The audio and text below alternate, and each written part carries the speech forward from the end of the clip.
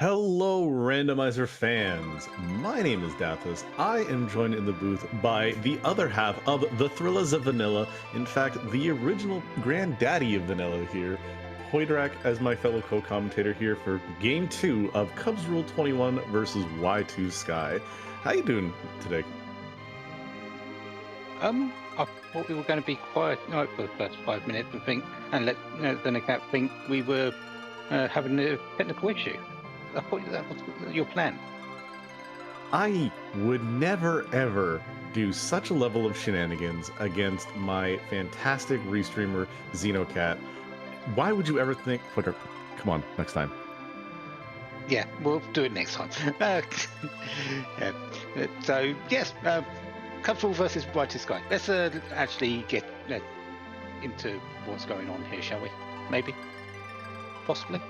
So perhaps we could do that. First of all, I also want to give another shout out to Zald, who is going to be our tracker for tonight. Big shout out to them. And again, Xenocat, as we mentioned, being the restreamer who's going to have to keep the two of us in line. Is that even possible? Well, maybe. Cubsrule in the lead with one game over Y2Sky. One more victory will cement his place into the semi-finals. Y2Sky battling to keep his chances alive. And that looks like a Palom start. Indeed. Good starter.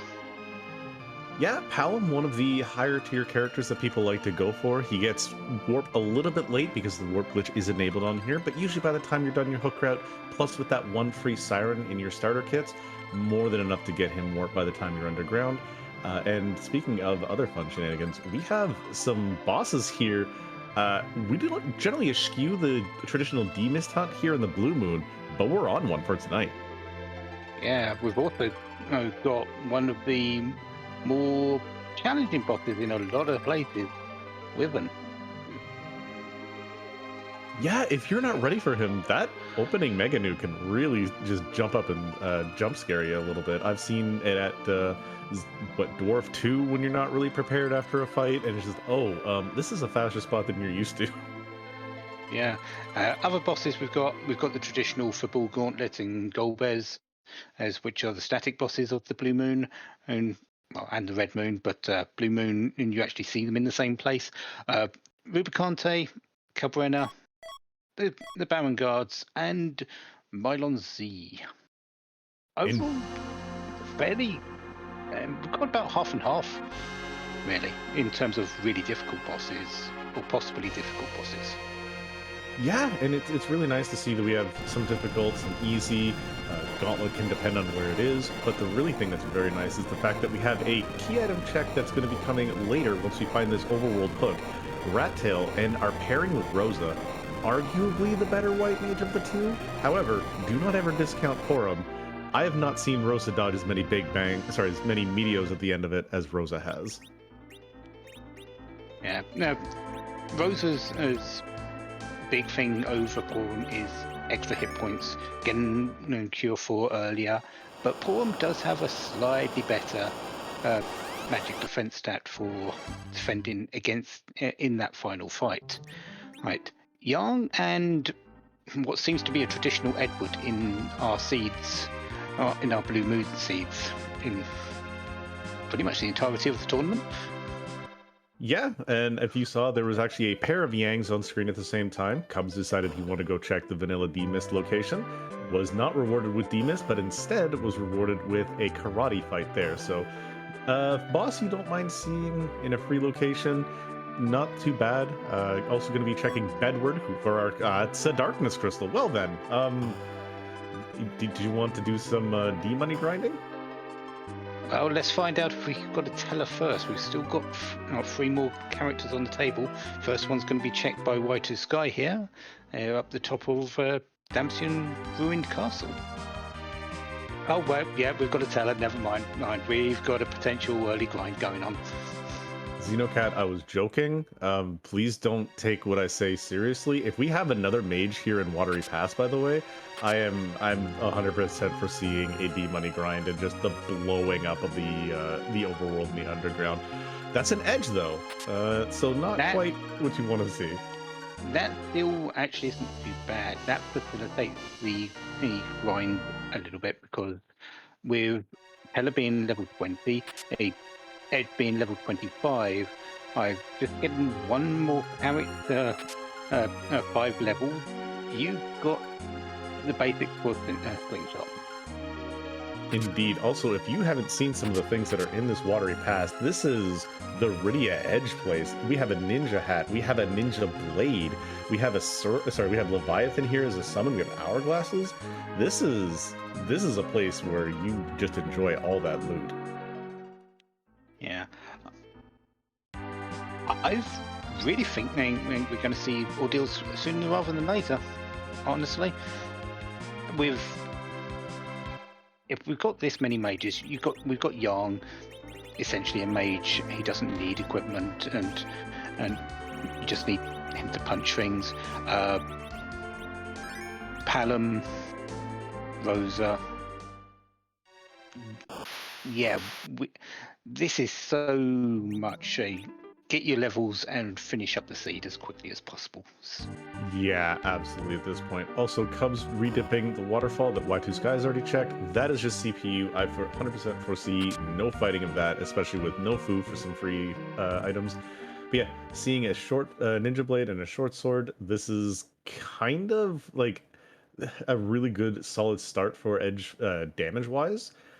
He's really not going to be wanting for anything. We say that double short sword can kind of walk over the overworld. Ninja blade, ninja hat, you're doing basically the exact same.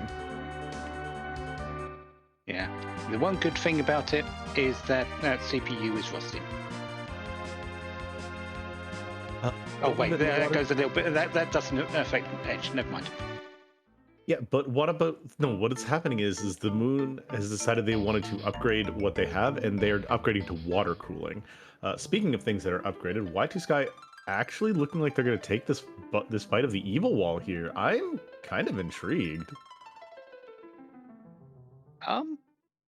It's a bit of an odd one, but this might be just to gain some of those levels. But you can get those on ordeals very easily.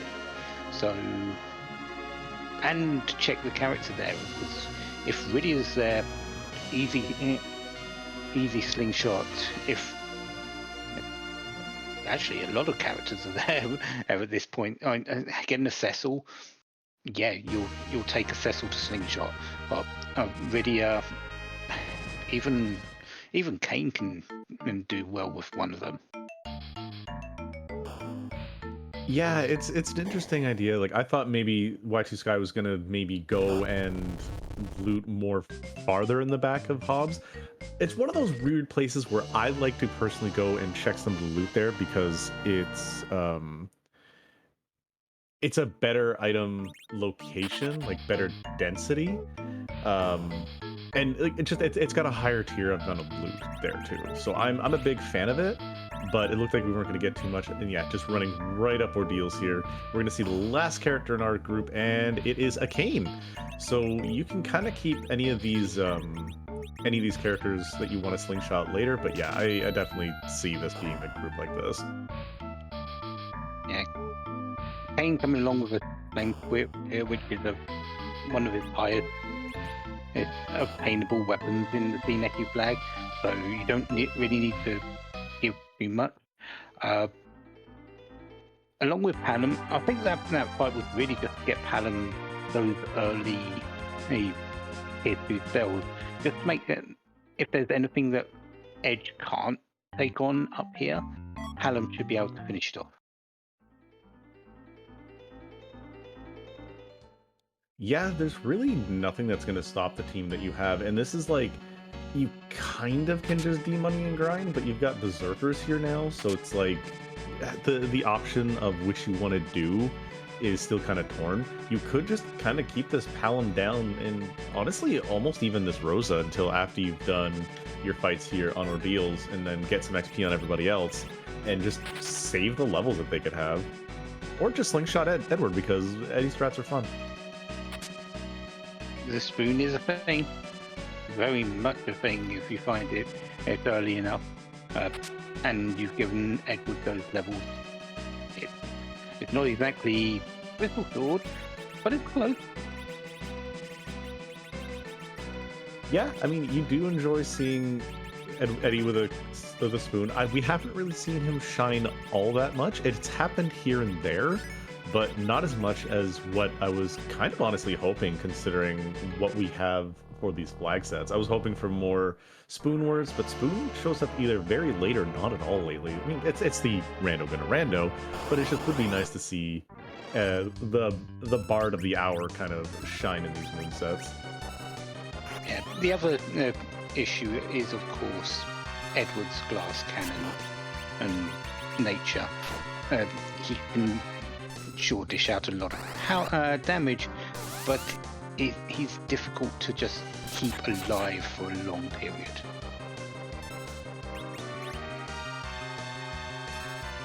Back attack, Mylon and friends, so not the Mylon we are looking for. No, but this is French vanilla, and I know you and I are both a little bit of enjoyers or connoisseurs of the vanilla. Cubsrule is doing exactly what you suggested. Rosa and Palom are down. This looks like it's been a setup for slingshotting. Absolutely. Like I said, you've got Kane, you've got Edge here. There was even a boomerang in Mysidia that I saw being picked up for Edge, so he's fully back row glitched here, which is enabled in the Blue Moon and not in the Red Moon, the other half of our tournament going on. But it's nice that Edge is basically going to be doing full damage no matter where you see him, and honestly, one of the bosses that you don't want to see without that back row availability isn't even one that we're going to be dealing with right now. There's a few of them. Which one was you thinking of? First one I can think of is CPU. I guess another one would be the Baron guards, the Kaipo guards. Another one would be, kind of fights from the Gauntlet. Just my first ones that I can think of off the top of my head. I guess Luggage and Balnab. Yeah, Bygones is usually another one in that list for myself. Of hitting those arms and the body itself on a few occasions when one of the arms is up. This is very true. I occasionally forget that Bygone kind of has like the middle part after the front arm, but you usually take care of the front arm in the same token. That's how I generally go about him, unless you're quaking it away. But it's again, it's a fight that something you're not really used to. Also, these lit ones, the magic stat here is deceptively high. Yeah, the reason for that is because, well, Mylon C doesn't have any actual attacking in spells, but does have a venom cast, and it's there to hit. At least it's there in the Japanese version, not really the US version. So yeah, it's a carryover from that rather than the US version, which we play the randomizer on. I think it's the venom counter to fire spells. I think Venom is a counter to. I thought Venom was just part of his script. I could be very wrong. But also we see Cubs taking one of the sirens he has and utilizing it right here just to get some bonus EXP. Not a bad play. Again, some fire and some quick hits and fights are down. But we do know that this here is yet a free boss with the King Queen of Eblan. And we're going to see the key item again, which is just some crystal armor for a Cecil who's not in the seeds. So some good cash money. People have been foregoing the overworld a little bit on shops, but we sort of have to remember that Teller does have a finite amount of MP. You might want to pick up a few ethers, and ethers cost money. That crystal sword can do very well in financing those ethers. Indeed, and also something that we saw is the drop, and I can't remember if Cubs picked it up as well. The succubus item is a Psych that is a much faster cast that you really want. Unfortunately, still no Mylon Zed, but we do have an Elements here at the first spot in Baron. Again, a quick one hit because that's all that HP divided in 4. Here's a Sparkle though. Not the sparkle we are looking for. Pale Dim, and this is actually a pretty dangerous spot for him. And the slow casts, especially if they go onto Edge, could make this a little bit tricky because he punches hard, really. And if you slow Edge down, Pale Dim might get a few extra turns that you don't really want him to. Yeah, the nice thing here, though, is with Talon knowing Virus and going to be able to speed up this a lot. Normally, Pale Dim does not like it when you cast elemental spells on him and will retaliate us accordingly. However, you cast non-elemental spells on him, such as Virus, and he's just like, what do I do to this? And he just kind of stands there and then proceeds to punch Palom. Or his hit points, just like Kane was. But yeah, that Virus is the game changer there. Edge was doing quite well, but the Virus helped quite a bit. Oh, and did you see what Cubs just found besides the hook that we see on Y2Sky? Yes, I did see a Soma drop. Teller has now got 4 castings of weak, and honestly, that is that's saying yes, you do want to go and do your D machine. Wait, I thought we were supposed to give that to Kane because he's the one who deserves MP. Am I wrong? What happened? Maybe later. They're in a shop, you can buy them. This is true. We can come back and buy some more. Speaking of buying more, we do have a little bit of some items here. Nothing really fantastic. We found more Star Veils on Y2Sky's side. Could probably still use those because for both Wyvern and Golbez that are out there, or maybe even an Asura who's blocking our path.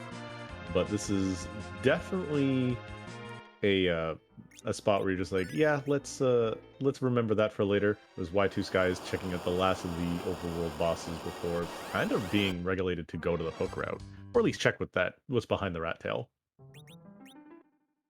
Yeah, in terms of the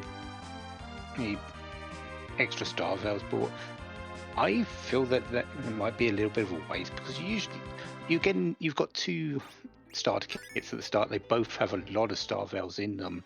You usually end up with 8 to 10. That's usually enough to get you through a seed, but sometimes you want to just play it a little bit safer. Yeah, and speaking of safe, we are safe to find that this boss is not going to be much of a challenge here at Fabul. Again, keeping down and preserving that slingshot on Palom and on Rosa. Another one of our sparkles out of the pool. That is 2 of 5, so that we have a 1 in 3 chance of finding ourselves a Wyvern on the next one. But Antlion, don't pull a PK. Do not fade this location, because that is a required boss found. It is indeed, and pretty easy spot for a flame. Honestly, 1 flame, all gone. Not even going to see the big doll. Well, we don't usually, but there's a pan as well. This is shaping up to give us quite a bit of a opening early in terms of key items. We've got a rat tail, we've got a pan, and Underground has got a number of quick pre-checks ready. We get bosses who could be behind some of the key items, which you don't really want them to be, but they will be. A Darkness Crystal mostly, which we already have. So, yeah, we're looking to see, and there's a tower key, so this could be a very quick underworld to get through, honestly. Oh, I hard agree that this is going to be a very quick underground, especially once Cubs decides that they are going to go rest in the big whale, set up the B machine grind. I wonder if he's going to be setting it up beforehand, or if he's going to set it up. Nope, he's going to be doing the grind fight manip, as I like to call it, within the giant itself. So there's 2 different ways that we can kind of manipulate to get the D money grind. Playdirect, do you want to talk about the 2 different ways, or? I'll say about the one I'm familiar with, which is the original grind chart. There, you do a save in the giant on just before the throat, where the element spot is, and you count steps from that particular point. And if you land on, well, you save. If you put turn on counters, save, reset, and then start counting steps. Depending on what tile you sit on, will tell you, according to the chart, if that's your fight, or it's not your fight, this is how many you've got to go, or you reset. It's the original all-step chart that was made way long ago. It still works in this particular randomizer because we haven't changed the encounter table at all. So yeah, that's what Cubsrule is likely going to be using. But there is another one, Daphis, isn't there? There is another one. Before we talk about that, we do find yet another sparkle. That is a whole bunch of an HP of plague that we may have to go through. But for right now, what Cubs is going to be doing is he's doing the one that you were talking about. The second way that we like to force the encounter here is there is another one encounter, or there's another tournament we did where it was E can't run, meaning that we can't do what Cubsrule is doing here. You cannot run from any encounter. So what you had to do is you had to fight everything. So we had some wonderful people in the community find out that if you took XYZ amount of fights outside of Baron or any location, Baron just has the lowest level enemies, so you don't have to worry about them, and you do encounters afterwards. Sometimes it happens in the save room, sometimes it happens in the room where you see Cubs back and forth running to try and get this grind fight, which he has found now. You could then turn encounters back off, go run right to the location, turn encounters back on, and you are immediately rewarded with your grind fight. The manipulation was done by Twisted Flax and Simbu, and they've done fantastic work. Fantastic people of contributors for the community, and without them, it would have made that tournament a lot more difficult to get grinds, because I know some of the admins, one of which is here right now, tried to find ways to stymie grinds like this. But the community finds a way, just like life. Yes, they do. They really do.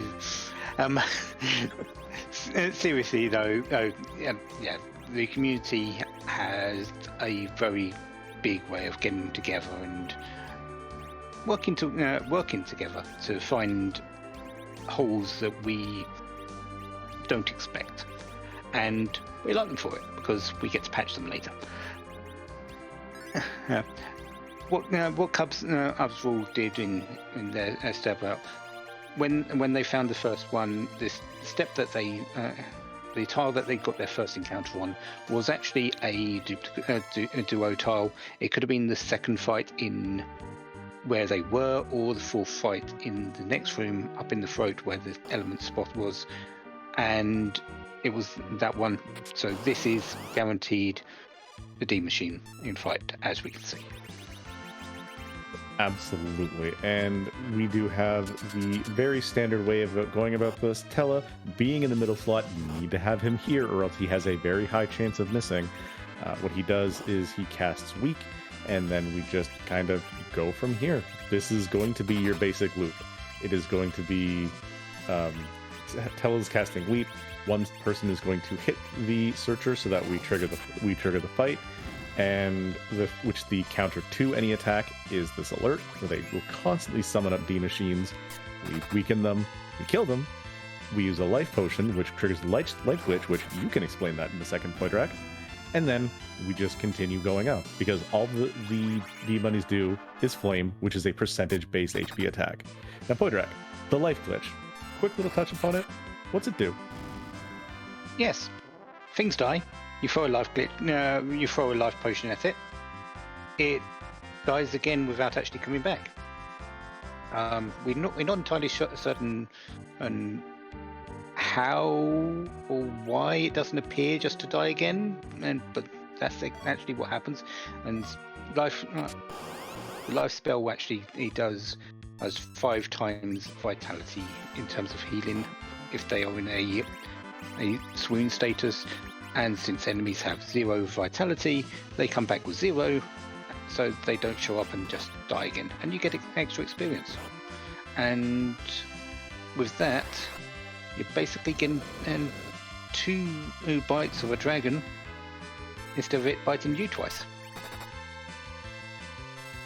Indeed, and we actually see a bit of divergence. We were talking about the different options that we had here, like the D-Money grind being one of the, or D-Machine grind being one of the bigger ones. Y2Sky has opted to instead go and do some of these trap chests for experience. This is a more commonly seen strategy within these Blue Moon seeds, I personally find. We don't often see a Darkness Crystal this early, but when we do, D-Money is almost always on the table. There are very few times where we don't see it. It's an example, we don't have a Tella or a Fusoya who knows weak. We don't have access to ethers. It's very, very questionable. Like it's a hierarchy of, do we do this? Maybe, but we need this first. Also, there is no Cecil in the seed. Welcome to the Crystal Sword that is mandatory to be in Evelyn Castle. Oh, of course it is. In terms of grinds, though, there has been a pretty big split down the middle, even with a early Darkness Crystal, of them just ignoring it, because sirens are a thing in the shop settings, and some people prefer just going and doing a bunch of eggs rather than spending a bit of time on the giant and doing this for 15 minutes. Well, they could be doing eggs instead for 20 minutes or 15 minutes or however long they want to do it for. Indeed. We find another unrequired element here on the path down. That's kind of a scary fight for Y2Sky right now. Low HP for his party, high HP boss fight. Those waves are gonna kind of hurt. Also, Cubsrule's decided I'm very done with my grind already. Gets everything he needs. This was a lot faster of a grind than I was honestly anticipating. That double XP, that is honestly a big gauge to know that you're not grinding for very long to get all of those levels. And this is now going to be the mage show. Are you ready for White, and are you ready for Nuke? Yeah, because Palom was level 10, everyone else was at least 15 above. Well, Rosa was 10 as well. Double experience, 6 D-machines, 6 life glitches, easy experience in the end. And Palom has Nuke, Rosa has all of her spells that she can get except for Exit, which she gets for other reasons. Kane and Edge aren't exactly too far away from being, well, they are online, and Teller's just going to be sitting there. Yeah, this is pretty much what the rest of the show is going to be, folks. For Cubs, his party is, Tella is going to pretend to do things. We're going to have Kane and Edge here just swinging away, whereas Rosa and Palom will be, that's cute. Let us show you what damage really is. The thing is, Rosa's mostly going to be doing Berserk to start off with, honestly, rather than White's at this stage. White's may come in a bit later, though. Oh, absolutely, but I definitely foresee them coming. It's going to be a good time when Rosa gets to kind of let loose and cast some of these spells. But we do get the double Zerk casters at least, and that's the one thing that Tella still has. He can still sit at level 25. He still knows Berserk. All that matters. Yeah. Tella, you don't want him to get experience because he gets very fast, very quick, and that will break down your agility situation. Everything's based on your center character in Free Enterprise, and the slower they are, the faster everyone else goes. Tella is very slow at base level, give him a little bit of time and levels though. He's a speedy man. He's a speedy old man, very speedy. Yeah, it's actually kind of impressive the fact that he gains such a level of speed that you wouldn't expect from, you know, someone of like himself, whereas like, oh, old man who knows few spells doesn't gain MP, which is another one of his drawbacks. But yeah, he gains agility at a really quick march. Speaking of quick march, Antlion, you're a little underground. You're supposed to be sitting in your cave, not like completely underneath the earth. This is a very, very well versed spot for an Antlion though. Considering this spot hits hard and is fast. Yes.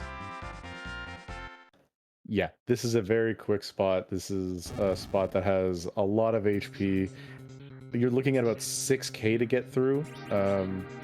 Ooh, that was a really nice roll on that Quake. I think he had just about, I think he did about 200 damage overkill there. Something like that, yeah. It wasn't too much over. Yeah, you go back and you save before this particular fight. Waves here can do upwards of, I think it's like 700 to 800 damage, and only one character is actually surviving that amount of damage at this stage. Yeah, Edge is the only one who's going to be able to survive that and, you know, maybe make some headway after that, but it's definitely going to be... Oh. Well, Cubs spiking a little bit of more good luck. We have ourselves a D-Mist, everybody. At CPU, isn't as mythical as it used to be. When before the objective system was a thing, and you had to do D-Mist at CPU to go back down to see Lydia's mother to get the crystal. Oh, as an objective, it's a little bit more common, unfortunately. But here it is. Yeah, and are you ready to sit in? Look at how hard that hit. That was the entirety of Kane's health bar. Reminder, he's around level 48 to 50, I think he was there. And he just kind of took that in the chin. Call him Glassjaw Kane right now. Well, this spot does have tied for the highest attack power in the game, along with the Bahamut spot and the Leviathan spot at max attack power. Yeah, you ever want to know how? You ever want to know how much max attack power hits for? That. Rosa even hit for 1300 in the back row. Meanwhile, on the right-hand side, Y2Sky making very good work of this Kainazo here. We have the melee's berserk. We have Thor Rages ready to come out, even preempting it, knowing exactly when it's going to come and hit here. Gonna knock this away, taking no water damage. Speaking of no real damage, aside from Kane back on the ground, we have yet another boss here for Cubs. That's D-Mist put down. That puts both runners at a boss apiece. Yep, and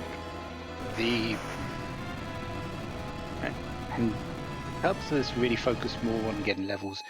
He's now going to clear pretty much the whole of the overworld, so he's not going to be too far behind on that Calbrenner in Antlion, and then soon be heading down to get through the hook route. So it won't be too far behind Y2Sky with a lot of levels on his back. Yeah, this is the gamble that you make when doing D-Machines versus anything else. You have to gamble, is the time that I'm going to invest in this specific route going to be made up elsewhere? If you have an easier hook route, get underground, and then can get some checks under your belt a lot faster, then the access to nuke doesn't really help you. Like, for example, if we had King Queen Evelyn at spot 2, that's not something you're really worried about. But Cubs, honestly, I don't hate this play. Like, you have the levels. Check the moon. I know nothing about this, about runners and what they do anymore. There was me going on about him doing the overworld.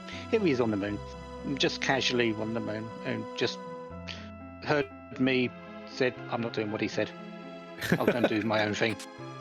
See, and that's the one thing what I love about having people like yourself on comms here, Woodrek. You're also in the Red Moon, so it's very interesting. I'm going to want to pick your brain about some stuff later.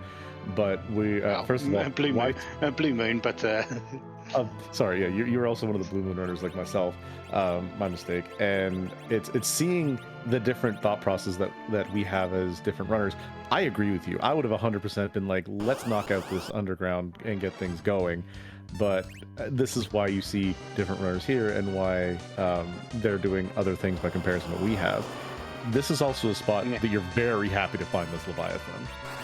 This is also why these two runners are in the waxing bracket and in the quarterfinals at the moment, and I'm eliminated.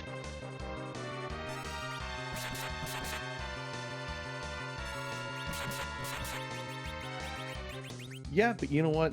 No slouch whatsoever. You make a good run at your races. Hey, you know what? I'm gonna be here to sing the praises of one of my favorite admins here. I'm not gonna mince words. You have let me do enough shenanigans that I think that you've earned a praise or two, and you've made great runs through the tournaments that I've seen you with. So don't ever count yourself out. Rando gonna rando, as we've seen different runs here, both on RPG Limit Break, which again, thank you guys for hosting us here, as well as on our home channels of Free Enterprise.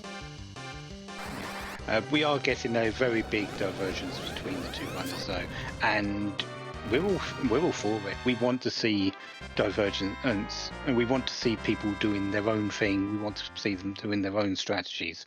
Y2Sky has said, my grind is going to be later, and maybe when I get tinky items, I'm just going to follow the checks. Cubsrule was saying, I've got my levels. I'm going to do all the checks that I got on that likely won't be checked by anyone else at this point. Yeah, and this is the point where you can kind of like, again, one other thing I was going to mention is once you've done the moon, you don't have to have it in the back of your mind whatsoever. These could turn out to be nothing but zonks, and this could be something that you look at and go, man, I really shouldn't have done this. This is a huge gamble with doing this right now, and it could pay off for Cubs, or it could be an absolute, like, it could be the time that he gained by having all these levels and going underground immediately could just be spent away and give Y2Sky a chance to just catch up. There could be no bosses here. There could be no key items here. This is the part where you have to decide, are my levels and is my power worth checking things that are not questionable, but of a chance that it is a decent chance for them to be here, but with following the logic of the randomizer, anything that is more of a K main check is going to have more K main checks behind it, like other key items behind it. Higher percent, not the best percent. Again, we've seen this shouldn't be here, and then I've seen required bosses in places that they shouldn't be. Like this Sparkle, we're down to 1 in 2 chance of Wyvern. Do we get Ogo Pogo? Wow, and there it is. So that means that the next Sparkle we see is our required one. We have found every one of them but the needed Wyvern. Yep. Ogo Pogo likes this spot. Wyvern doesn't quite as much. So Zolde is saying Wyvern at the Bible spot. Was it a Sparkle? If it was, well, there you go. We know where Wyvern is.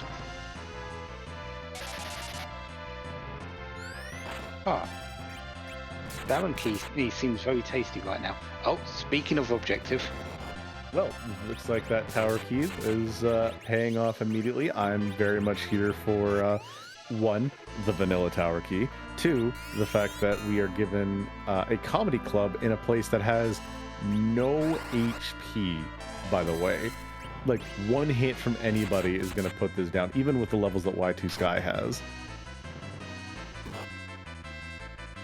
Yeah, problem is you've got to go through all of this. Ha ha ha, cool, eat, run away, heal, attack. That takes a while. Yeah, it's not exactly what you're wanting in a spot that you can kind of just blaze right through. The only fights that are just as bad, if not worse, here is Water Hag, where you have to hit 3 times and listen to Anna's speech, or the Alt Gauntlet. It's these three. Those three are the in fact worst here, and they're not what you want to see. But again, Palom, a quick virus, 2,000 damage later. Golbez questioning his life choices as to why he decided to be in the cannon room, and that is boss number 2 done for Y2Sky, technically taking the lead in objectives. Yeah, and does have most of the information about where Wyvern is. It hasn't seen the plague up on the giant, so is down to 3. Is only sees 3 bosses at the moment in terms of sparkles, but got a good bet at in that's Wyvern back in the bygone spot, likely. Absolutely. Also, the nice little jokes that we have rolled here by Xenocat, that was a Baigan at the Mirasame altar with just an Excalibur.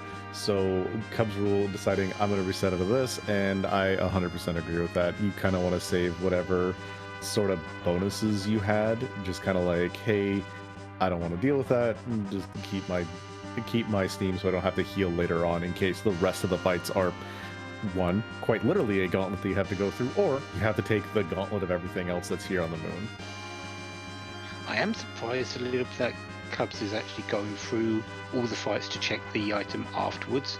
I would be tempted just with how much is still out there to Crystal Sword, to just face check these, and then if I find a required one, find that, and then just head down, because there's so much left.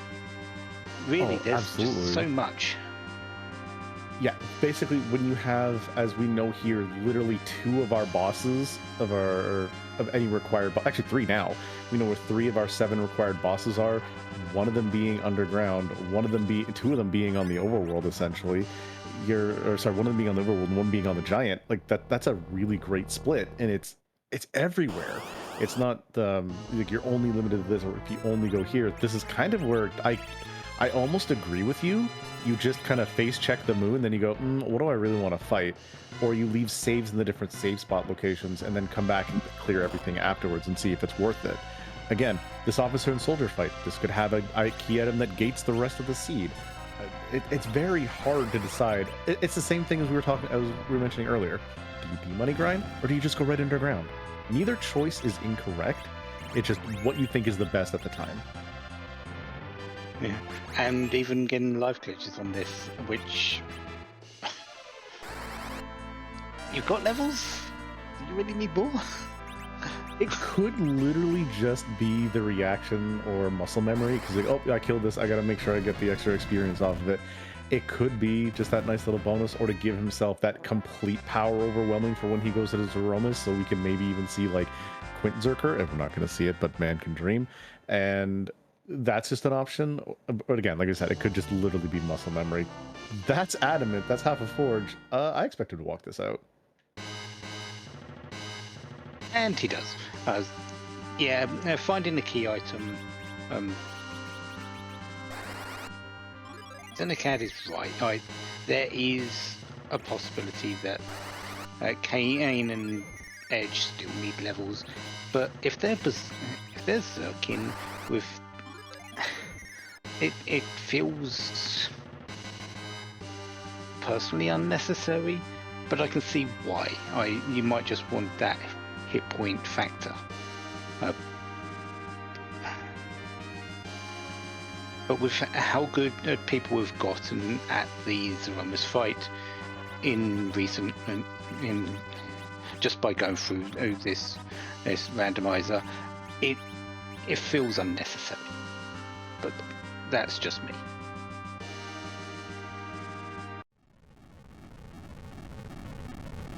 Yeah, it is very interesting taking these little bonuses. I didn't quite see who jumped back there, but I do see. So we have Bahamut on the right side. We have a dragon fossil on the left. I don't remember this boss here. Hoidrak, you're a dragon. What part of this family is this from you? Um, this is my great granddad, who has founded your fossil. Oh, excellent. Is he part of a band, or is it just him on his own today? Um, he's not on his own, and he's got the king of the family right here. His name's Ryu. Who I'm pretty sure a lot of people are familiar with this one. With I this can't. person of the family. He, Wait, he, he gives a lot of money. Are you saying that if I ask him for a little bit of money, I can ask him for a little bit of money? Yep, you can, and all you have to do is beat him in a fight, and he'll give it to you. Excellent. Well, we just had Cubsrule beat him, so let's stop beating around the bush a little bit. This is yet another required fight. So Cubs not really hitting a whammy here fully on the moon. We do have an adamant rock, and then followed swiftly by this alt gauntlet here. Exactly what you're kind of hoping to find is a required boss, but not wanting to find this really, because this is a long set of 5 fights. Not the worst fight that we could see up here, but still not what you're excited to see. Speaking of another thing you're not excited to see, a split boss on a low HP location. This is Dr. Luge with Balnab. This is 3 different bosses in a spot that has, I think, what, roughly 3k HP? Well, technically 4, with the Balnab, the fortune, but we are going to get to see that fortune today. I was just about to say you don't usually see it. Yeah, a little bit too speedy on that edge, so luggage then makes Balnab Z, but yeah, it's another quick little hit. We're not going to see much more from the remainder of this fight. Oh, hey, look, it's one of our favorite bots from Free Enterprise.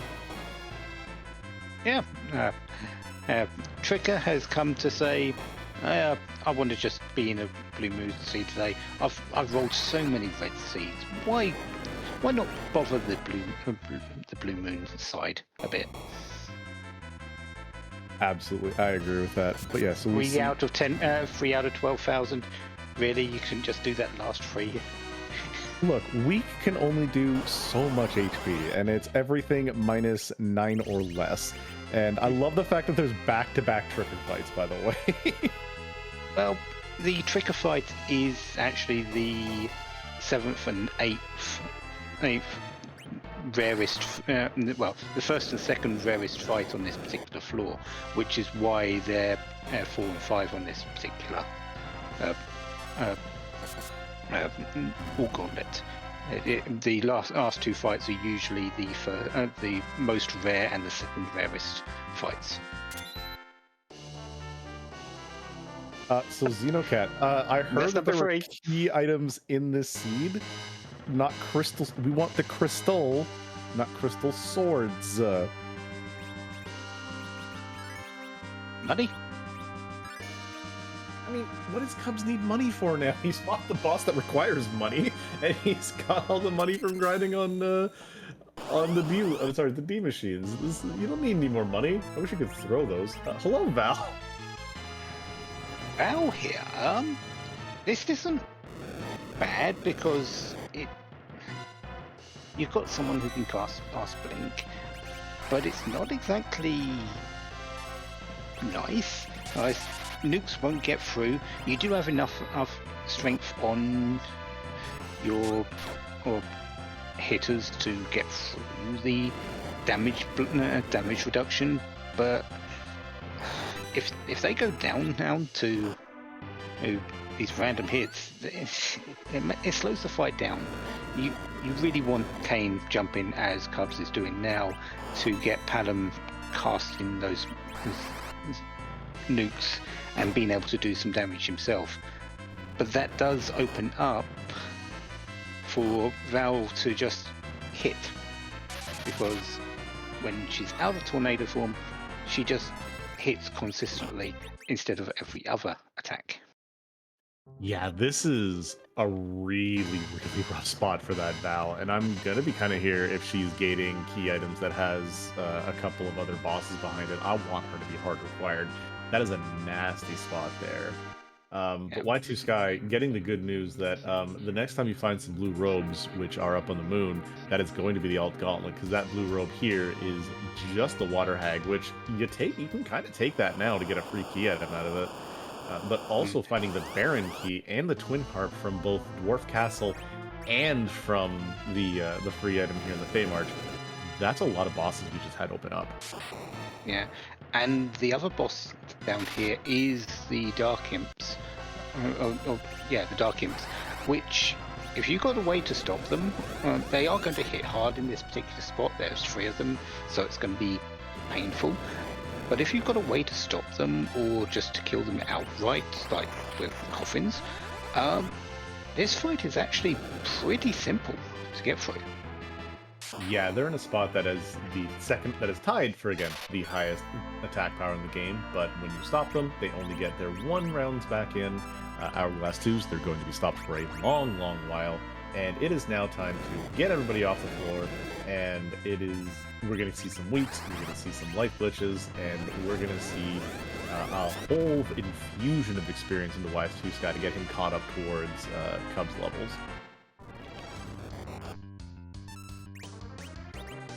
Yeah,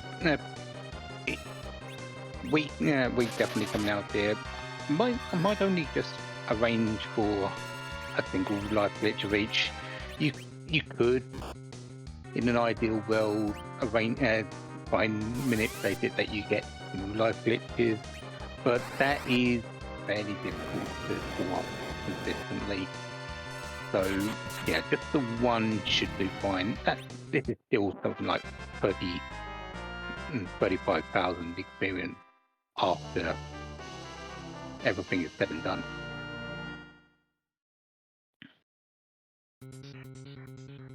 But 1 week though. Yeah, the really nice thing about that fight also with the Dark Elf, he loses the boss bit when he changes, so stop, weak, all those fun spells. They just say, hey, I heard you were a scary boss, but not like this.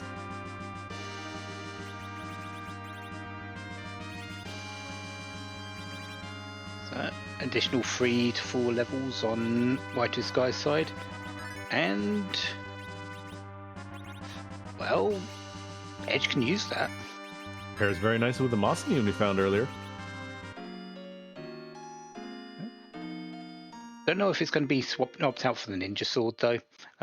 Masamune, a Ninja Sword, I feel is a little bit better if you're just purely going for or damage, because the Murasame does reduce agility by 5. But it does increase strength, so there's a trade-off. Yeah, and that's the way it's always going to be, is you look and go, hey, is this damage increase worth the loss in multipliers, again, from the agility and from little speed loss? Also, can we talk about Val just absolutely board AI, please? That is a level of bodying that I haven't seen in a hot minute from AI, and yeah, Cubs completely dedicated to just full clearing this moon, saying, alright, fine, let's do this again. Yeah, Val, you can't take Val lightly, especially when she's on the moon, like she is now. She has a lot of things going for her. Perfect magic evade in pretty much all of the spots up here. A lot of these spots up here hit hard, so her punch is going to do a lot of damage, and they're all usually fairly fast, so it's difficult to just say I've got a free time, because you usually don't. Oh no, the only way you would have a free time would be if we had a Cecil in this seed, which we don't, so he can just cover and have a good time. But this is just absolutely that's something you don't want to see. So the question from chat, is it just strength that adds hit multipliers, or does speed help as well? Agility does help with your multipliers, both agility and strength help with damage. So you really want both for that. And that's why if you take down agility but your strength stays the same, you may notice a slight dip in, say, from a ×5 to a ×4 multiplier, or from a ×4 to ×3 or something along those lines.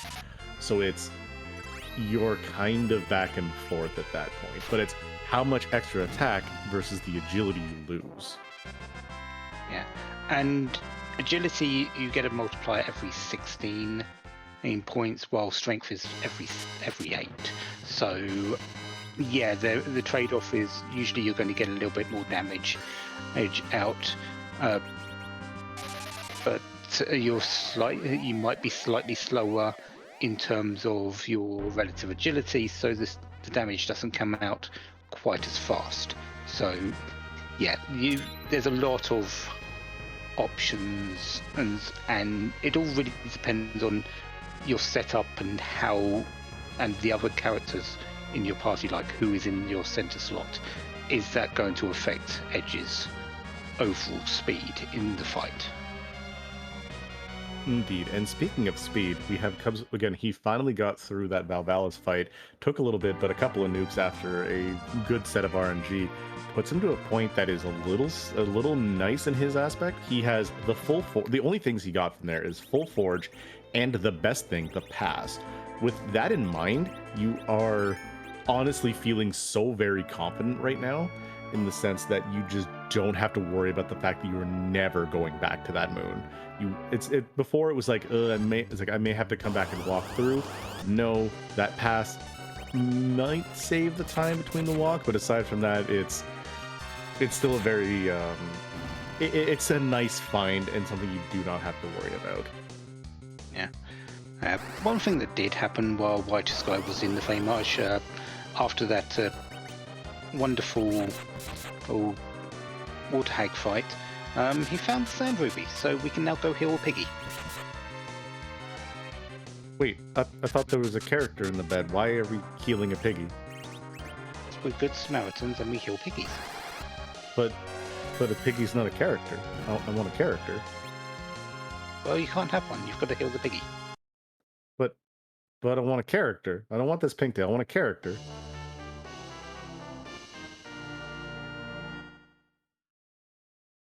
Sad piggy noises.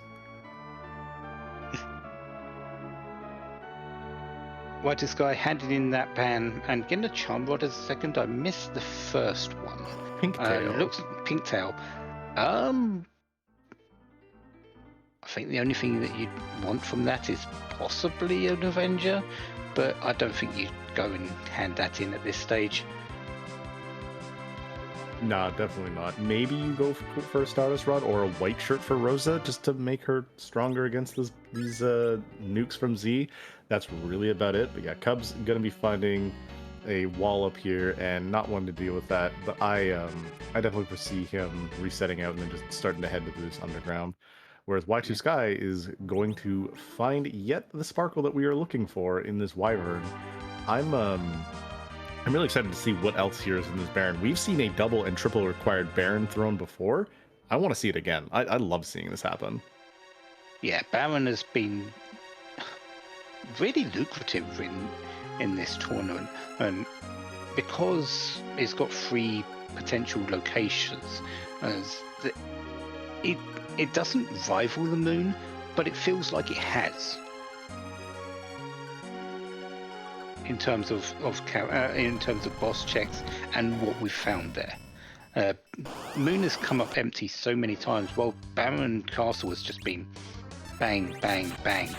There's your boss, and there's your bosses. Here's your go mode. Yeah, and that's kind of what you really enjoy. Also, that is a grimoire that is absolutely overkill and unnecessary.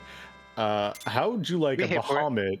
Yeah, I mean, I'm 100% here for this. Don't get me wrong, but it's just funny when you're like, oh, maybe we'll roll like a Shiva or something that can kill the dolls really quick. And here's Bahamut. Okay, you really hope for that somewhere else, but I think that was just clear it out the inventory. Honestly, absolutely. You didn't care what it was as long as it hit everything. Yeah, this is when you're like, okay, now we have to get the items going through and make it all good. Cub's gonna go turn in that rat tail as well. Unfortunately, we'll get the double dip of the rat and pink tail at the same time. But Baron double required though.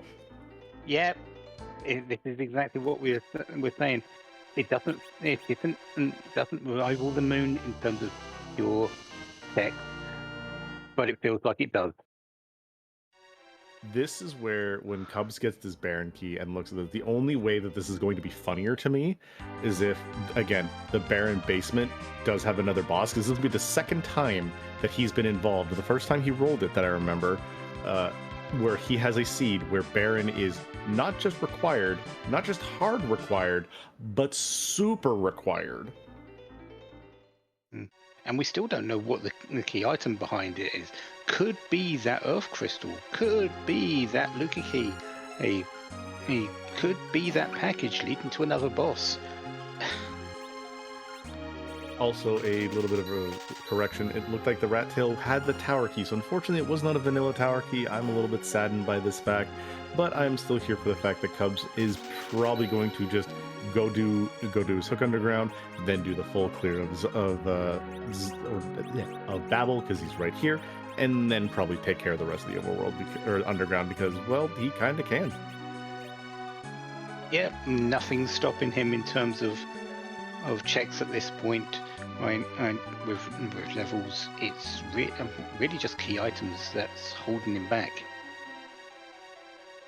Speaking of Luca key, the Luca key, and the nice thing is that also puts Y2Sky into 10 key items. So if he goes to grind or goes to get some experience, it's not going to take him nearly as long by comparison to get caught up in levels. So the gap is just going to be getting thinner and thinner.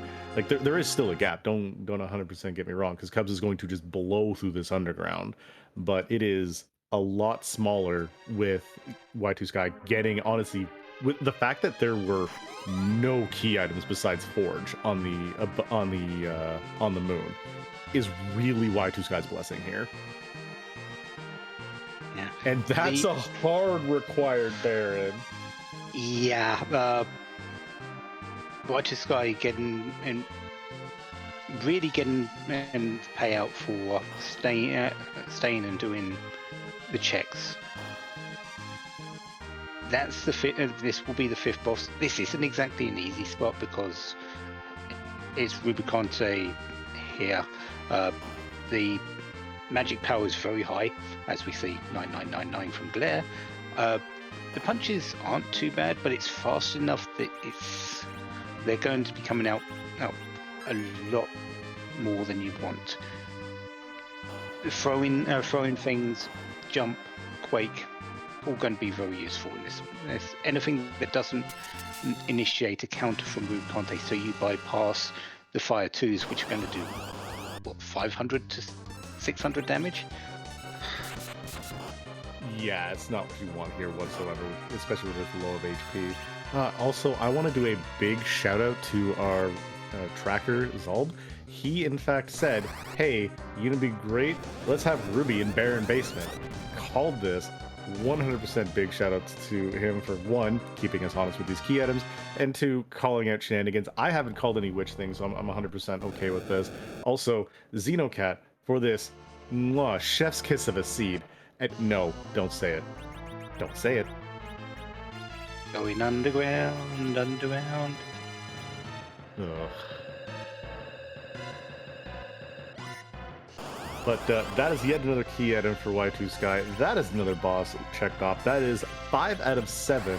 Knowing where we know where the last two are, I do foresee a harp check or even a Luca key check before going to anywhere on the moon. The giant, and these are my favorite kind of plays though. I love giant, and I love package, and I love twin harp, and I love the out of the way checks, because runners, most of us, do not like to check them. I personally do, because I gamble as hard as I possibly can, and that's the way I work. There's a lot of runners, and I'm quite direct. This one I'd like to pick your brain. Where are you gonna go in Y2Sky's case? Like, you have basically you have almost the rest of the underground. You have the entirety of the underground for you, and you have everywhere except the Earth Crystal. Where are you going? Everywhere except the Earth Crystal. You know what? I expected exactly that response. Thank you very much. Because what's stopping you? Honestly, what is stopping you? Uh,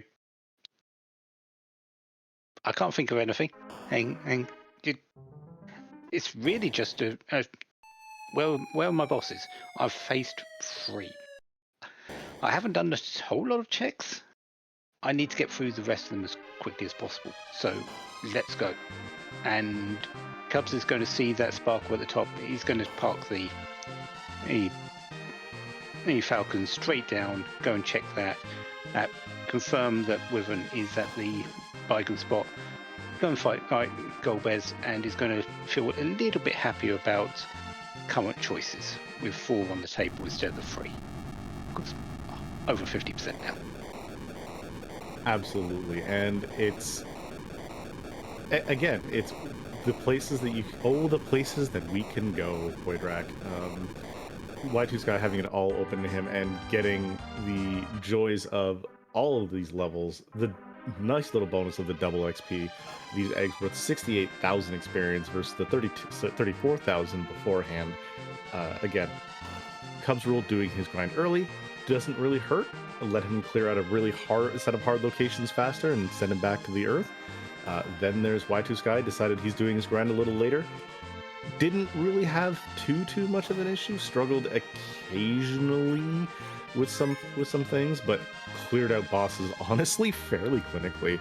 Like these runners, these are why these runners are here in the best of 3, and you and I just kind of get to sit in the booth and talk about it.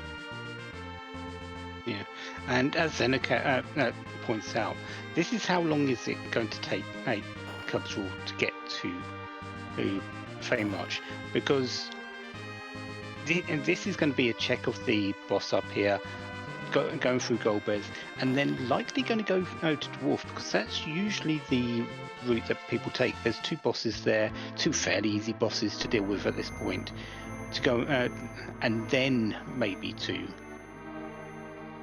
Fame March. And that's when the Baron Key is going to get.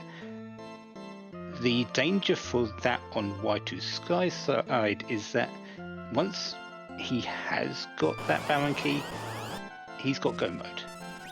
Y2Sky has then a very difficult option. Either go Giant, battle through Plague to get to Demist and then go to Moon, or somehow find those Baron Guards and then go to Moon. We don't know where those Baron Guards are. They could be on Zot, on the Tower of Zot, which we don't have the Earth Crystal for, so it's unlikely going to be a play there. Could be behind the package, which we don't have it for. Could be behind that Luca Key, and that will be the saving grace if it is the case for Y2Sky.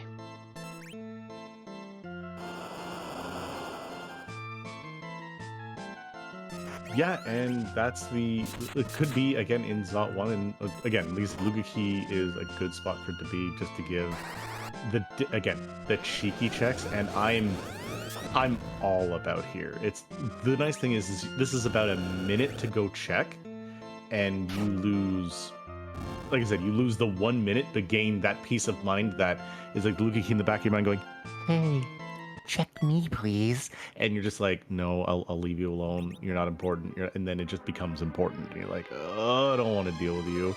And this is where you could find a required Asura boss from a seed that you didn't really want to talk about from a previous race or previous tournament. I don't know what you're talking about.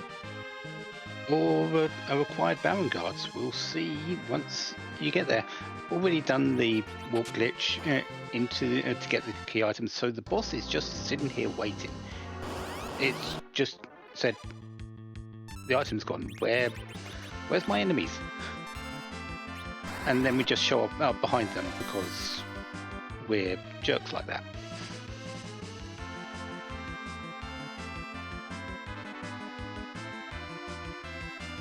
So there's Golbez for Cubsrule. Only going to have 1 nom on before, because Kane is also on the ground. So going to be slightly quicker, but if Edge goes down, Palam's got this. If Palam goes down, Edge has got this.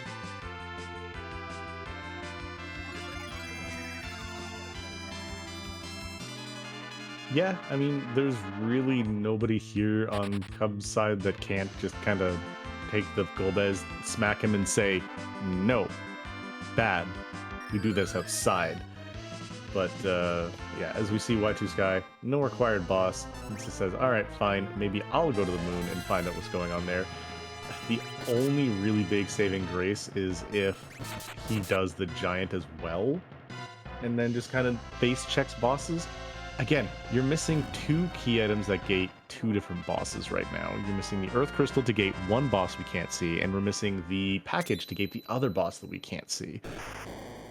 You have everything else. You're just in pure face check. Use do CPU to go through Plague, and yeah, Zot1, or as some people like to call in our community, because we have the names for some really fun checks in cheeky locations, the Rex Banner, where you do Zot1, see if the boss is required, and then go from there, is a check that a lot of people like to do. But yeah, Harp into Zot1 or Zot1 into Harp, those are some checks you can do. It's very hard to decide. Again, the moon has the most bosses left for Y2Sky, so it's a good call, though. Ooh. Yeah, I thought he might do this. It's been a more common thing in this particular tournament, especially if no path is available, to go to the giant and before going to the moon. And checking the 2 bosses up here, or at least the first one, and sometimes going through and checking both. If Y2Sky does go through and check both, and then just face check until Gauntlet, we're going to have a tight break on our hands.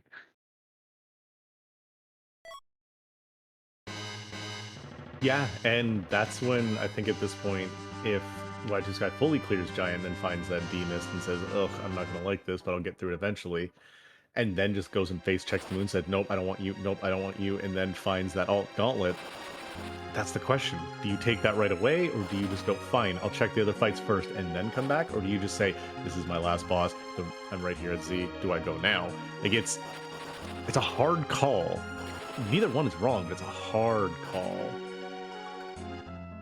Yeah, Cubs is going in the correct direction to find that Baron key, so he knows that's Wyvern there now.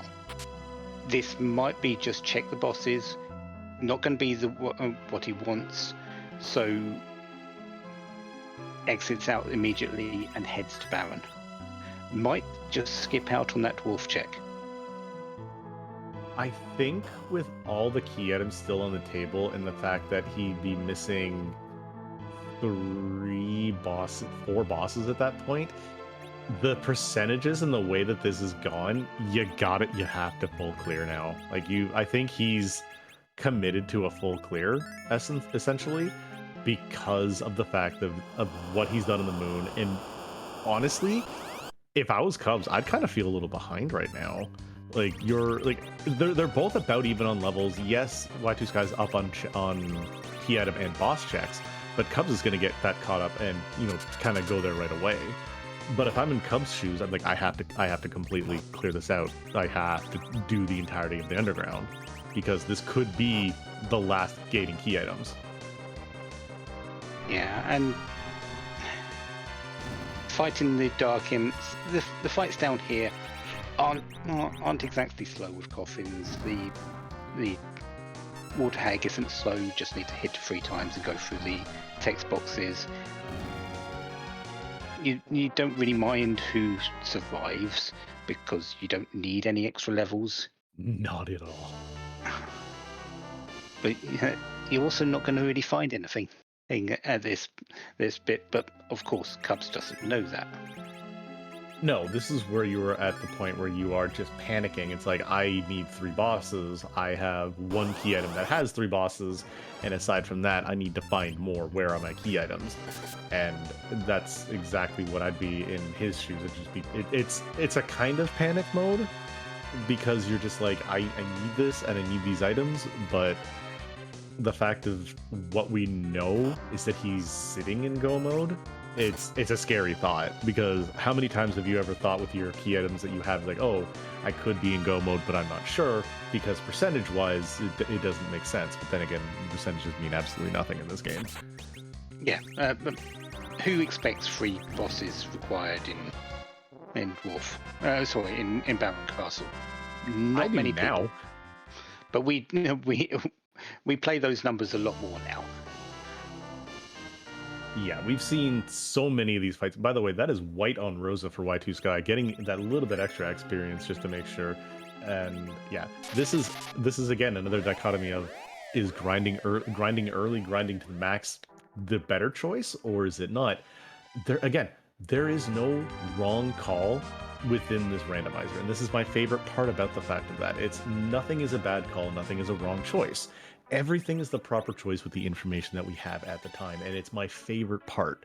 We say rando gonna rando, but it's also the fact of what you do with the information you have is always the right call. It just might not be right in the essence of the entirety of the overview of the seed. Like again, we know looking at the seed from top down, Bahamut key, sorry, the Baron key, go run and take that. Don't do this dwarf check. This is wrong. This is the bad call. But according to Cubs, I have to check this because I want to finish with the underground. I don't want to have to worry about it. Let's get this knocked out. Yeah. So Bahamut is going to be taken down, Dr. Luge behind, and yeah, exactly right. It's just how quickly can he get through this? That's the big question right now. How quickly can he get through this and then to Baron, compared to how quickly can Y2Sky get through D-Mist to get to the All Gauntlet? That's the race we've got on our hands right now. And that's what I really love, that this now becomes a foot race, and we're going to see what the difference in time is. And that's the really big thing that I'm more excited for, is the difference in time at the very end of this seed.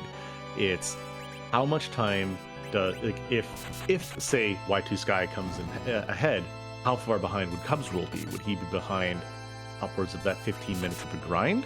If so, that means that D Machine, again, while looking like a right call at the time, did not pan out for the amount of time that he would have gained back. But then if Cubs comes out on top, how much time does he gain over Y2Sky? Does he gain, say, 5 minutes? Does that mean that he lost more time when fully clearing the moon? Who knows? It's my favorite parts about the decision making in this, and when you kind of like get to see it when it comes down to it. And it's another thing that is really great in seeing some runners who are of this caliber and runners of your own caliber too, Poiterac, where you get to watch and see what they know and what they get to apply from the information that they've gained, and what, as an overall. Yeah, Y2Sky did have a bit of a tough time through that D-Mist fight, because just like Kane on Cubsrule's side, Palom was the punching bag on Y2Sky's side, and Palom was the one doing all the damage. Board AI picking on your important characters? I've never seen that happen before. You must have had your eyes closed then. That's the only way I make it through seeds.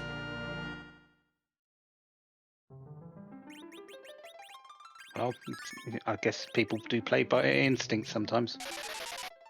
My gut is the only way that I know how to run, because if I do it by the other way, I make the wrong choices. So, Y2Sky, you're exiting? Are you just saving here to go back up? Or are you going to Zot 1? Oh, please do a cheeky Zot 1 and be rewarded with guards. I want to see this happen. I think at this point, so both runners most likely feel behind at this point. Cubs by having cleared the full moon and, getting what he's got, and Y2Sky because, you see an early D money and you don't take it. I'm in that boat too. I would feel super behind if I didn't commit to that D machine grind. This is where you really hope that either Zot 1 or music completely pays off. But with Cubs being able to just rip through these fights now, and just being able to take the fights and just kind of throw everything in the microwave and go to town, it's gonna be very close, and I'm really excited to see what the final times look like. Yeah, this really... this really needs to pay out for Y2Sky. Otherwise, it's going to be because of that pass that Cubsrule's got in hand. That's the difference maker if this doesn't. If it does, it's going to be a foot race between Y2Sky going down on the moon and Cubs finishing in Baron Castle. Yeah. All right. Moment of truth. Show me guards. Oh no, that is a Dark Knight Cecil. So, Y2Sky, how quickly can you face check 3 bosses? Now here's the going down the moon, because you're likely going to check Cave Bahamut first, then the Pale Dim Altar, and then likely head down to the final floors for the plague spot. Absolutely. So you're in Y2Sky's spot here, Poitrak. Do you go top down? Do you go middle out? How are you going about these checks when you're looking for your one last boss? Exactly, as I just stated, basically. This is my typical first, because you can pick the boss. Don't need if it's not the one you want, reset out. Pale Dim, you don't want to have to come back up to it if you're doing in face checking. If you're in face check mode, if you're doing key item checks, you want to go down to the bottom first usually, because there's more chances down there. But if you're just checking bosses, you go to the Pale Dim spot first, and then we've seen in a 50-50 split on, do you go to the Crystal Sword Altar first, or do you go down to the 3 boss checks first? And my option is usually go down to the 3 checks first, because there's 3 there rather than the one in the Crystal Sword Altar. Yeah, that's where you get like to the really hard call. It's just the aspect of that one little offshoot, especially when it's down to your last boss. It's that one offshoot could be your main one, and that could save you a couple of minutes by not having to go all the way down, do those multiple resets and go from there, or to go elsewhere. And this is what I love, because we have Cubs just need to take this one extra fight, and oh man, it's again, we get another reset. Y2Sky finding a boss. I'm not here for it. So just, yeah, it's the next check is kind of, I think, going to determine whether Y2Sky is right on Cubs' heels when they go into a Z fight, or whether Cubsrule takes the driver's seat back. Because this is, no one has the wheel, by the way. Both of them are kind of just like one hand on, pulling one way, pulling the other. And that's my favorite part. Yeah, this is how rude does Rubicante want to be against the people who are doing the damage. If it comes out on Palom to get the for the glares, this is going to be a little bit more dangerous. But this shouldn't be too bad, especially if it hits edge. You don't care about edge going down. Palom is the one that's going to be finishing this off, and Rose is going to help with white. So yeah, this fight is always going to be the quicker one than Gauntlet. So Cubs is definitely in the commanding in seat here, while Y2Sky's got to get through a lot. Yeah, this is where you gotta really hope that the next check he makes, and it looks like we are gonna go straight down to this boss dense location. So this is what's underground. This is what. Let the dwarves all sing and the dwarves all shout lally ho. I absolutely love listening to your voice when you sing. You need to sing more often. Sorry, I was distracted by the dreaminess of my co-commentator's voice. So we do have Y2Sky going and checking out the one last boss location.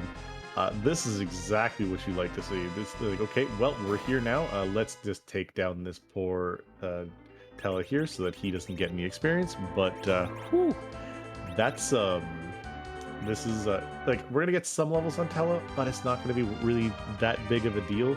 He may gain a lot of levels, but it's not worth talking about by comparison to the amount of damage that's just about to come out from these fights.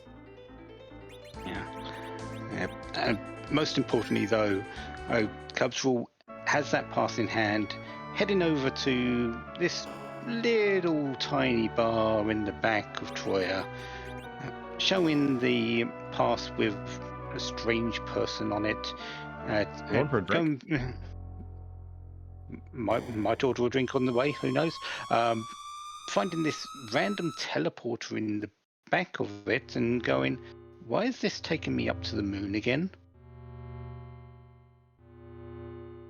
Where am I going? What am I doing? Yeah, wait, why are we going to the moon? I thought we were just gonna have a nice little drink in the pub. Twitter, what are we doing here? Well, we're going to be by the campfire, of course. Oh, perfect. So we're gonna have a nice little camp out here on the moon. We might find some whalers that are on there. They carry some harpoons. This is exactly what we want to do, right? We just have, Yep, wait. absolutely. Why is everyone nodding at us? Yeah, everyone's happy to see either Zemus fight here. We don't know who it is. It's currently behind a mask. We've really got to say, in the name of the moon, we shall punish who. I absolutely love hearing those sayings. But yes, whose butt and something something all the other memes.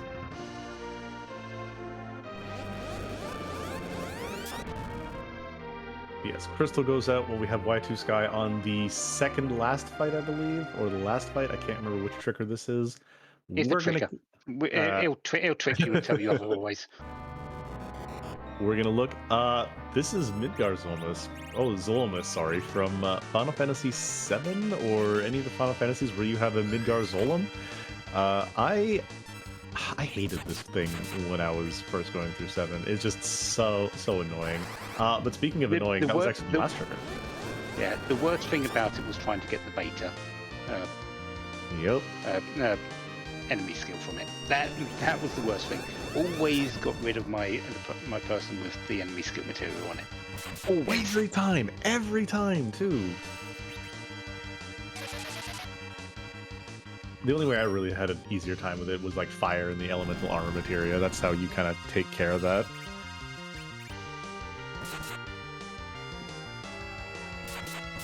Yeah, very simple fight in terms of what's happening here.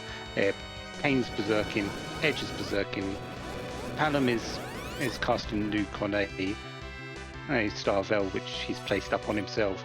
Rosa mix between heals and heals on one little bit and white on the next. And Teller, well, he's done his job.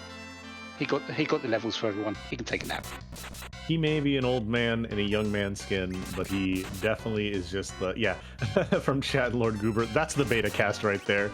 So does that mean that Tella has your enemy skill material? Yes. Well, he doesn't learn it this one. But we do have Y2Sky right on Cubs' heels. I think maybe about 3-ish minutes separates them right now. That or less, yes, and it's going to be a close race, but it's not going to be. I don't think Cubs is really in any danger at this point. No. We'd like it to be closer. Honestly, we would. We've seen some very close races, and these two runners have been gnawing at each other's heels. As you said, they both have had their hands on the wheel throughout a lot of it. But at these levels, and with how the turns are just playing out, it's going to be difficult for Cubsrule to throw this away. Absolutely, barring like the nastiest of high roll big bangs into a media, but we're not having hybrid strats. Because we are having hybrid strats really going on here. So like big bang into a really high rolled media is the only way I foresee Rosa maybe going down, but that's just like super unfortunate at that point. But yeah, that is that is basically the only way that Cubsrule kind of loses this with 3,000 HP on Rosa. Watch her shrug off this big bang. 1900. Who cares? Yeah, but it is still a danger spot because, well, we don't know when the meteor's coming out. It could be before this Q4. I don't think it's going to be. Or you could just win the fight and we don't care. There it is. That is Cubsrule, your winner of this race here, going up 2-0 against Y2Sky. The score may say it was a wash, but this run definitely does not. We're going to get the official race bot time looking of 1 hour, 27 minutes, 25 seconds. GG's to Cubs, and we're going to see if we can get him for an interview from a man who's moving on to yet another round here in the waxing brackets. Meanwhile, just on Y2Sky's side, setting up for their very academic fight as well. Teller's down, but the damage is already coming out. The nukes are flying, the blades are flying, Rosa's doing stuff. And we are also joined by Cubsrule. GG's, my friend, on a well-run race. Zeno, I asked for one thing. One thing! And you didn't get it. You're... Stupid Tella. So, inquiring minds want to know the most important thing that everybody in chat really needs to know about this entire seed. Why didn't you forge, and what was behind it? Apollo Harp, and I didn't feel like I had the time. No, that's 100% fair. You don't see the dot done, you don't have time to forge. I get that. No weapon's going to make up for the team you really had. Speaking of team, you did exactly what Poidrack and I were talking about earlier. You have early darkness crystal, you have a Tella that we talked about, and I saw that, I'm like, well, knowing what happened in the race room pre-race talk, as you just mentioned, you asked for one thing from Xenocat and didn't get it. You chose the D-Money Slingshot. Y2Sky chose to go underground and do eggs later on. Gotta ask immediately, knowing that you do have the chance of seeing sirens, why take the slingshot with only 2 mages versus going about with eggs and doing a, quote, traditional fight? It's funny. Actually, it was almost the exact same start we had last night. I think it was actually the same 5 characters. Even we just had we had a black mage instead of 2 white mages this time. I figured if there was anything on the moon, anything behind Giant, just get it done, get it out of the way early, and then there's enough time at that point to try and make things back until there was actually nothing on the moon, and not in the slightest. Also, while we continue on, I'll let Poidrack ask a question. Y2Sky just finishing literally 2 minutes behind you. 1 hour, 29 minutes, 46 seconds. GG's to hit them. We're going to see if we can get Y2Sky in afterwards. But sorry, go ahead, Poidrack. Yeah, I was just wondering about that, Moon. You stopped for pretty much every fight. I had to check what was behind it. What was your thinking behind that? Because it's not something I would have expected, Ed, really, since you had levels. Was it just to find what was behind it, if there was a gating key item for a boss? Gating key item, yeah. I figured if there was anything that would lead to something on Earth that maybe would have made the D machine, I guess, in the end, I'm not sure it was worth it. I mean, I'm not going to argue with the result, but I was just hoping for something to really say, yes, this was the right move, and it will end up paying off. One boss and a pass was not what I had in mind. Well, maybe not, but I think that pass was the key difference in the end. Yeah, 2 minutes. I mean, 2 minutes. It would have been neck and neck. Walking out of Baron and then walking down the moon. I'm not sure. 220 is enough time to get there. It would have been within seconds of each other without that pass. So I'm not going to complain. Yeah, that sounds about right with how much walking you've got to do to go down through the lunar subterranean. So yeah, you could have made it more interesting, I guess. Nah, you know what? My heart can't take more interesting right now. I'm good. Well, Fair enough. let's talk about the interesting that you did have access to. So we have you full clearing the moon. You're coming back down to Earth and working on clearing out the entirety of that, with China just shoving everything into a locker in the microwave and saying, "Hey, get out of my way. Give me your key items." You're getting underground. You have next to no key items, and you're looking at a 4 boss count out of the 7, with the entirety of the rest of what you're looking for being in that Baron key. What point on the underground did you looking to say, maybe I should dip, maybe I should go somewhere else, or what was your thought process the second you hit underground? I was incredibly close to just bailing as soon as I saw Baron, because at that point I knew it was Wyvern. And I've already had one triple required Baron this tournament. I didn't think it would strike again, but I saw Feymarch was free. Figured at that point I had to take it just in case there was Twin Harp, Luca Key, something behind it. And Dwarf figured just like a dart against the wall. I really didn't think there were going to be 3 at Baron again. I really didn't see that happening. Yeah. They were. I stated it. Baron isn't really on a par with the moon in terms of checks, but it definitely seems like it is in this tournament. It almost feels like Baron Key is the mute knife from Adam and Cup, that you find that, and that's the swing point of the race. It's kind of ridiculous how often that's happened. So another big question that I really have, it's not really related to the routing you had, but since we didn't get to see it on the stream, what was our harp music tonight? I don't know. Let's go find out. Excellent. While you route, we can ask some more questions. So you're getting into that Z fight, and you don't see your dot done coming in yet. How are you feeling about going into that? Were you ever thinking of just counting damage with your fighters and then switching to reflex strats to refill skip, or what was your thought for going and tackling Z? I had a Palom with almost 2,700 hit points. There was virtually no shot.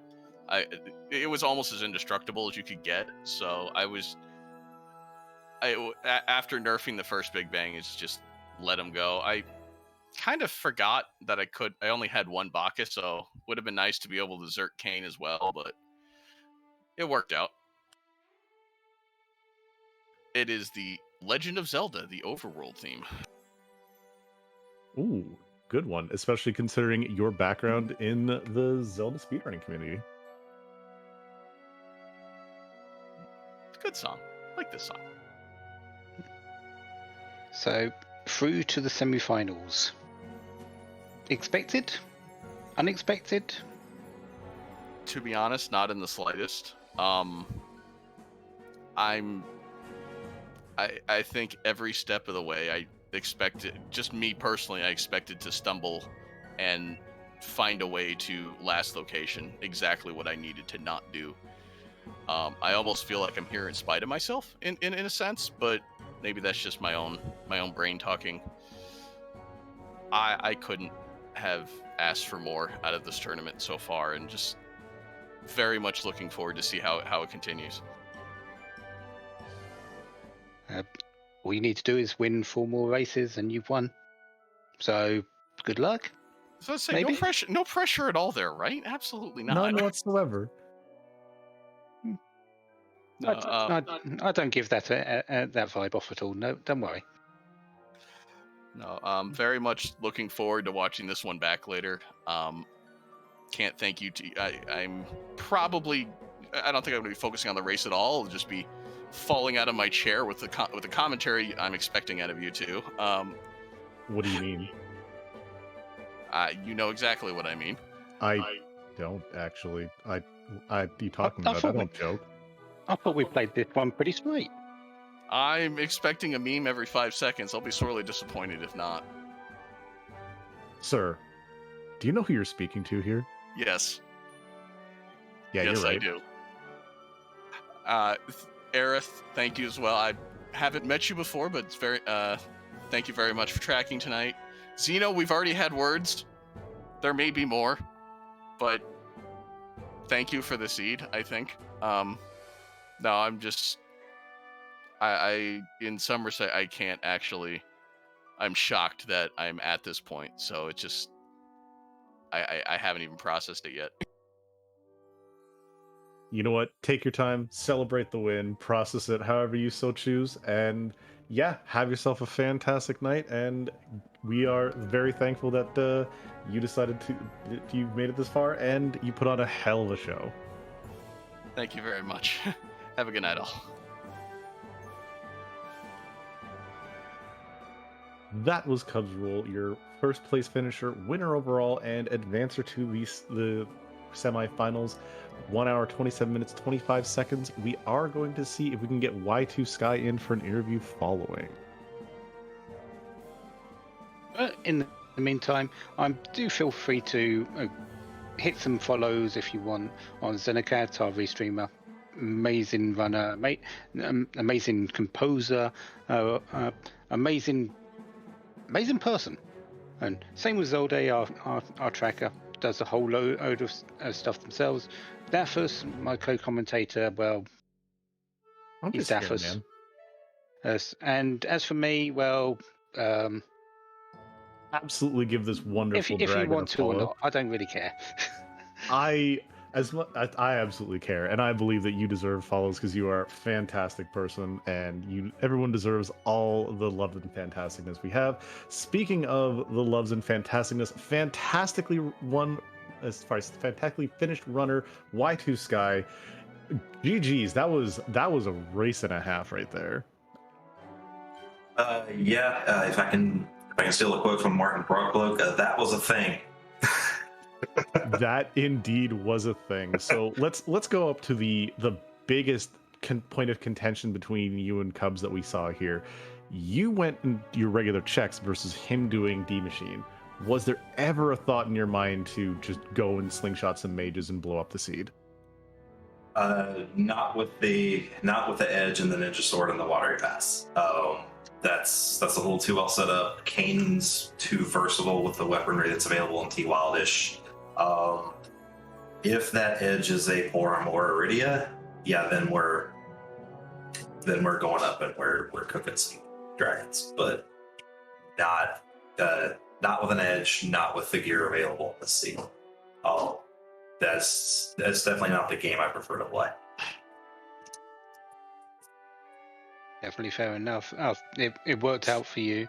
It didn't really slow you down because Edge is that dang powerful with Ninja Sword, and later on Murasame. I think you found a Mazamune as well. So plenty of power there. As you say, Kane, the definition of average, but he has a lot of things going for him, and you got the levels in the end and through those eggs once 10 key items, so you wasn't really held back.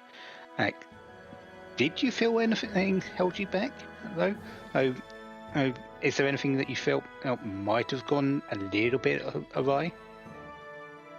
Probably the Earth checks before going Moon. It was probably a little conservative being down a game in a 3-game series. Checked, as you probably noticed, I checked Luca after eggs, checked Zot 1 after Giant. I did forget the Zot 1 before the Giant, and decided to go back for it because the thing going through my mind is if I have to leave the lunar subterranean, I've lost. Because as you mentioned, there was always that lingering in the back of my mind. Okay, Cubs was not too keen on the idea of running the D Machine again, since it happened in game 1, but he'll do it. And also, if you give Cubs a little bit of comfort, he's an extremely fast runner. So being down a game was not where I wanted to be, and that was just yeah, that's just how I prefer to play it without the pass. Yeah, it's if that check is there and I end up having to leave the moon instead, I'm just done. So I thought I could get away with it, but not tonight.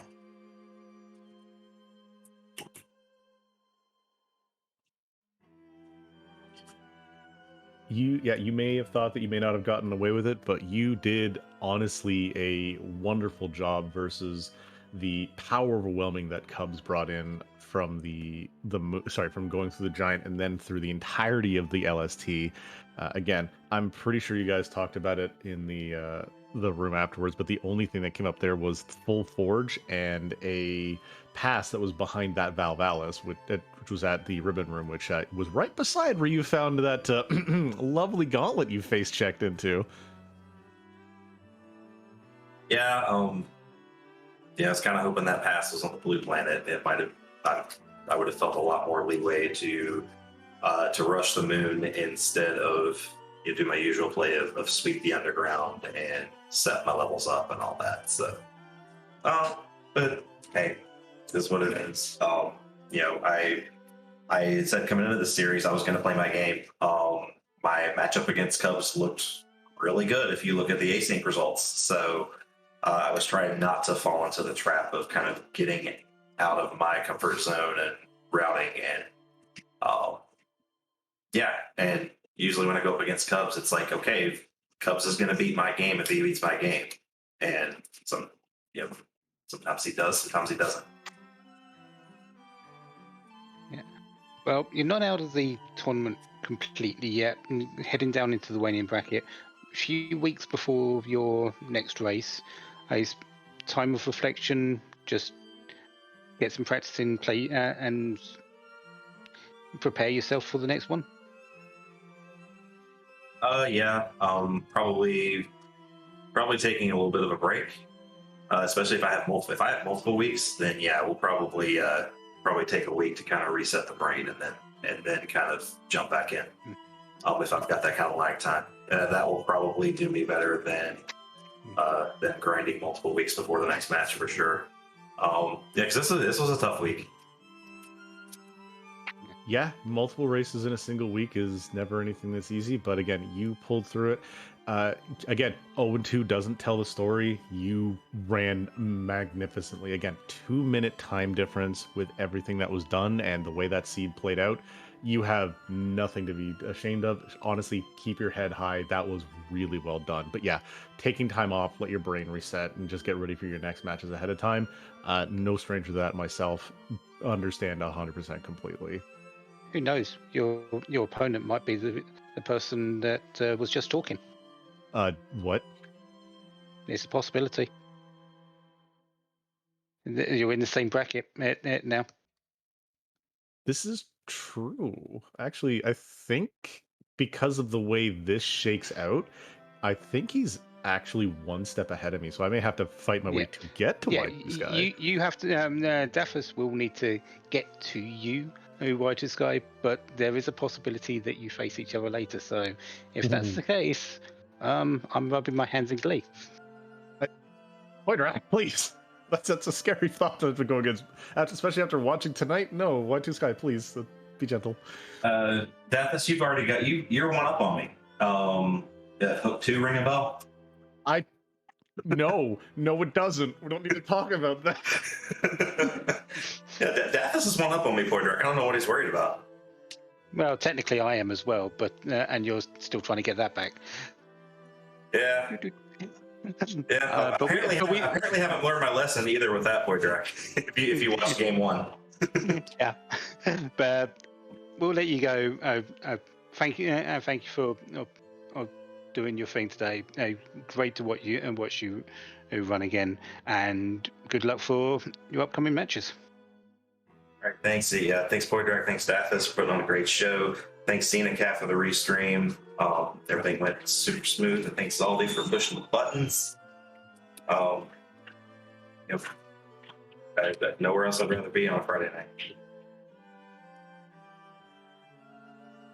And you know what? We appreciate that. We appreciate you. And we shall see you again in the next time you get to have you on the big screen. Right. Thank you. I think we've had a race that has been a race, and we've got another one to go to. We absolutely do. What we are No rest for the wicked. And as I've heard, money does not grow on trees. But we've got races to see, we've got places to send you, and thankfully, these ones are all done for free. What, like free enterprise free? We're Free going to, Enterprise 3. You are in fact yeah, correct. So yeah, we're heading over there for Commander Leonhardt versus Slippery, and we're going to, if you spoil or talk about the race within a 24-hour period, we're going to hit Daphus with a newspaper. wait, hold on. What? Oh wait, we're meant to be hitting you with that. We'll hit Daphus as well. No, don't worry. But I didn't even do anything this time. I've been good, I swear. Sure. Anyways, have a good watch of the next race. Don't spoil. Oh, people do still want to watch it. Have a good evening.